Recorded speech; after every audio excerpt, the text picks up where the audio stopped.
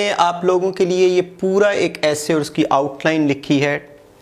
जगह की कमी की वजह से इसको मैंने पूरा करने की कोशिश की है। आप इसको एक्सपेंड भी कर सकते हो। Dialogue is the best course to combat terrorism. इसकी आपने आउटलाइन जब बनानी है तो उससे पहले रिसर्च क्वेश्चंस कैसे बनाएंगे। How dialogue is the best remedy to terrorism. कैसे डायलॉग बेस्ट रेमेडी है टेररिज्म के लिए, या हाउ वायलेंस या why violence is not the best remedy to end terrorism. तो जब आप इस तरीके से वाई और हाउ लगाकर इसको बनाएंगे तो आपकी आउटलाइन बनती जाएगी। आपके जहन में जो भी इसके जवाब आएंगी, जो रीजनिंग या लॉजिक्स आएगी, वो आपने अपने रफ ड्राफ्ट में लिखते जाना है और इस आउटलाइन को बनाते जाना है। अब आप देखें thesis statement. Thesis statement simple होता है कि जो आपका टाइटल है उस टाइटल को ही आपने एक थीम में तब्दील कर देना है। सिंपली कि डायलॉग ही सबसे बेहतरीन तरीका है, मगर वायलेंस से और वायलेंस फैलता है और वायलेंस से कभी भी कोई मामला हल नहीं होता। सारे कॉन्फ्लिक्ट्स एंड पर जाके डायलॉग से हल होती हैं। आप देख रहे हैं कि इसी स्टेटमेंट को आपने एक्सपेंड करके इसको जस्टिफाई करके कुछ सेंटेंसेस में उसको थीम बनाया पूरे ऐसे का, वो आपका थीसिस स्टेटमेंट होगा। आगे देखते हैं। थीसिस स्टेटमेंट की मतलब है कि जो स्टेटमेंट आपने लिखी है उसी के ऊपर आपने सारा ऐसे लिखना है, यानी थीम। तो dialogue the best strategy against terrorism. Terrorism के खिलाफ बेहतरीन स्ट्रेटजी है। दुनिया में जितने भी कॉन्फ्लिक्ट्स हैं, दुनिया में जितनी भी वॉर्स हैं, वो सारी की सारी डायलॉग से ही ख़त्म हुई हैं और इसके अलावा कोई और हल नहीं हमारे पास। तो dialogue is a peace strategy. इसका मतलब है पीस, हम पीस चाहते हैं। तो peace is a better ideology against the ideology of hatred. जब आप वायलेंस करते हो तो वायलेंस का मतलब है you are also showing hatred towards them, and hatred begets hatred. So violence sparks more violence. तो वायलेंस और war is not a strategy to address terrorism, but what is the best strategy? That is a peace, a better ideology against hatred. It creates compromising spirit. Dialogue से आप compromise करते हो, give and take आपका होता है, कुछ चीज़ें छोड़ते हो, कुछ चीज़ें उनको मनवाते हो। ये जो compromise करना है इसको भी हम कहते हैं democratic liberal way। तो compromise आप करते हो। तो part of stick and carrot policy, state की एक पॉलिसी होती है मिसक्रिएंट से लड़ने के लिए, और वो है carrot and stick and carrot policy. Stick का मतलब हाथ में छड़ी पकड़ो, यानी कि हम ताकत का भी इस्तेमाल जानते हैं, और साथ में उनको कैरेट भी पेश करो कि अगर आपने हमारी बात मानी तो हम आपको रिवार्ड भी देंगे। तो इसके ज़रिए से आप उनको रिवार्ड भी दे सकते हो। रिवार्ड क्या है? आप उनको एमनेस्टी दो, आप उनको मेन स्ट्रीम सोसाइटी में वापस लाने के लिए रिहेबिलिटेट करो, आप उनको जॉब्स भी ऑफ़र कर सकते हैं जो आपके ख़िलाफ़ लड़ रहे हैं, आप उनको कुछ पैसे दे के उनको सोसाइटी में दोबारा से रहने के काबिल भी बना सकते हो। तो ये सारे रिवार्ड्स आप उनको पेश करते हैं। तो giving chance to liberal elements in terror ranks to break away. आप जब डायलॉग कर रहे होते हैं तो उसमें जो लिबरल होते हैं, कुछ होते हैं बड़े हार्ड लाइनर, वो तो बात मानते ही नहीं है ना। तो जो लिबरल्स होते हैं, जो डायलॉग की तरफ आना चाहते हैं, वही लिबरल्स होते हैं। तो अक्सर हार्ड लाइनर्स उनसे कट जाते हैं। इस तरीके से उनकी अपनी रैंक्स में दरारें डालने के लिए भी कभी कभी डायलॉग को इस्तेमाल किया जाता है। जो पीस लविंग जो टेररिस्ट्स होते हैं, टेररिस्ट रैंक्स में वो चले गए, रिक्रूट हो गए, लेकिन वो पीस चाहते हैं, उनको उनसे जुदा कर सकते हैं।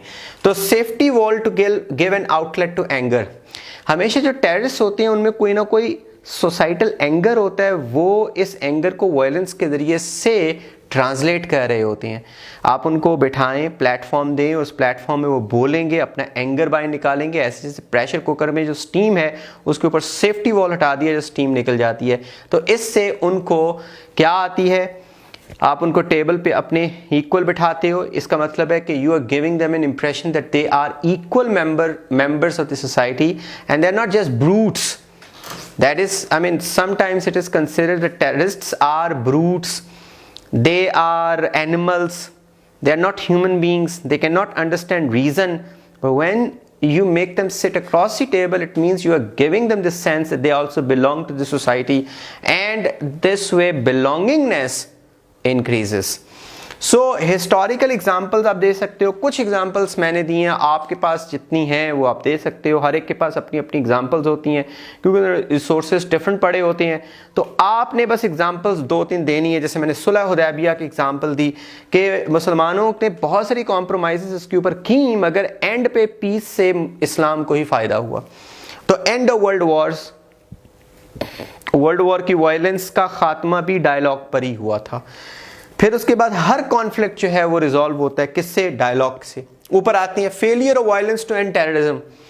क्या वायलेंस क्यों फेल हो जाता है? क्योंकि वॉर ऑन टेरर ये क्वेश्चनेबल है। वॉर ऑन टेरर कुछ भी नहीं है। You can not fight a war against an ideology, you can fight a war against man, against state, because that is present in the material form. You can fight a war against armies, but you can not fight a war against और can not win the war against ideology. क्योंकि जो violence होता है it gives fuel, it is a fuel for ideology. Ideology बहुत अच्छी भी हो, ideology बहुत बुरी हो, दोनों सूरतों में आप वायलेंस करोगे उनको और फ्यूल मिलेगा। तो आइडियोलॉजी फैलती है जब आप आइडियोलॉजी को ख़त्म करने की कोशिश करते हो। तो टेररिज्म जो है this either is based upon some ideology, ideology of grievances, ideology of paranoia, I mean they are being wronged, और जो deprivations उनमें होती हैं उनकी, या फिर hatred की जो भी आइडियोलॉजी होती है वो ख़त्म नहीं हो सकती है। ये questionable है because, और फिर उसके बाद war itself is a worst form of terrorism. How can you wage a war against terror, and how can you prove yourself justifiable against the violent terrorist when you are yourself using the terrorist means to end terrorism? आगे collateral damage होता है, बहुत सारे innocent लोग भी मारे जाती हैं इसमें, और वो इनोसेंट लोगों के जो रिलेटिव्स हैं वो फिर टेररिज्म में शामिल हो जाती हैं, उसी एक्सट्रीमिस्ट ग्रुप्स में शामिल हो जाते हैं, और इससे इनको रिक्रूटमेंट ग्राउंड मिलती है टेरर मर्सनरीज को। और अमेरिका की 19 साल की जो वॉर है वो एक फ्यूटाइल एफर्ट है, उससे टेररिज्म ख़त्म होने की बजाय पूरी दुनिया में और बढ़ी है। अलकायदा इस रीजन में ख़त्म हो गए, मगर यही अलकायदा जो है अफ्रीका में, उसके अलावा मिडल ईस्ट में बड़ी तेज़ी के साथ उनकी मूवमेंट या उनके आगे स्प्लिंटर ग्रुप्स बने, जैसे अलकायदा है, दाइश है, उनकी आगे एक और एक्सट्रीम फॉर्म है, बोको हरम है, अल शबाब है जो कि एथियोपिया में सोमालिया में काम कर रही है। तो अलकायदा की आइडियोलॉजी बड़ी तेज़ी से फैली है। अलकायदा के कुछ लोगों को उन्होंने मार दिया अफगानिस्तान पाकिस्तान में, लेकिन उसकी आइडियोलॉजी जो है वो तेज़ी से फैली है। तो आगे देखें जी, क्योंकि जिस ज़माने में ये आया था उसके फ़ौरन बाद ही स्टार्ट हो गया ज़रबे अज़्म, 2014 में स्टार्ट हो गया। तो अगर फ़र्ज़ करें आपने स्टेट का पॉइंट ऑफ व्यू देखना है कि स्टेट क्या कह रही है, अगर स्टेट का पॉइंट ऑफ व्यू है अभी भी स्टेट लड़ रही है टेररिस्ट के ख़िलाफ़ और ये आ गया, आपने डायलॉग के हक़ में देने हैं सारे पॉइंट्स, लेकिन स्टेट को भी जस्टिफाई करना है। और अगर नहीं है उस वक्त तो फिर आप जस्टिफाई करने की ज़रूरत नहीं, कि स्टेट कह रही है कि डायलॉग हो रही है, स्टेट डायलॉग कर रही है, उस वक्त एक्टिवली पार्टिसिपेट कर रही है। जिस तरीके से इस वक्त स्टेट जो है अमेरिका के डायलॉग करवा रही है तालिबान के साथ, इससे मतलब है कि स्टेट चाहती है कि डायलॉग के जरिए से पीस हो अफगानिस्तान में, तो हमने स्टेट का साथ देना, स्टेट के पॉइंट ऑफ व्यू का। सपोज स्टेट ने ज़रबे अज़्म स्टार्ट किया उस वक्त और उस वक्त ये आ जाता ऐसे, तो फिर हमने स्टेट के पॉइंट ऑफ व्यू को जस्टिफाई करना है। जस्टिफिकेशन ऑफ ज़रबे अज़्म, हमारी बार बार की जो डायलॉग की ऑफर्स थी वो तालिबान या फिर टीटीपी वाले उसको वीकनेस समझ रहे थे। हम उनको कहते थे डायलॉग करे, पीस करे, और फिर वो आर्मी पब्लिक स्कूल के ऊपर हमला करके बहुत सारे बच्चे मार देते थे। इसी तरीके से बहुत सारी टेररिस्ट एक्टिविटीज़ थी। तो फिर क्या करना था? To soften the hardline stance of violent TTP. तो टीटीपी के जो हार्डलाइन स्टैंस है उसको सॉफ्ट करने के लिए मार मार के उनको ज़रा थोड़ा सा ढीला करना था, और ताकि वो कमज़ोर हो जाएं और फिर डायलॉग के लिए रास्ता निकले, टू मेक डायलॉग सक्सेसफुल। और एंड पे आपने क्या कर देना है? कंक्लूजन कर दें। जितनी आपने ये सारी की सारी लिखी है उसको सम अप कर देना है 3, 4, 5 लाइंस में कि हाँ, डायलॉग के अलावा और कोई तरीका नहीं है इसको मामले को रिजॉल्व करने का।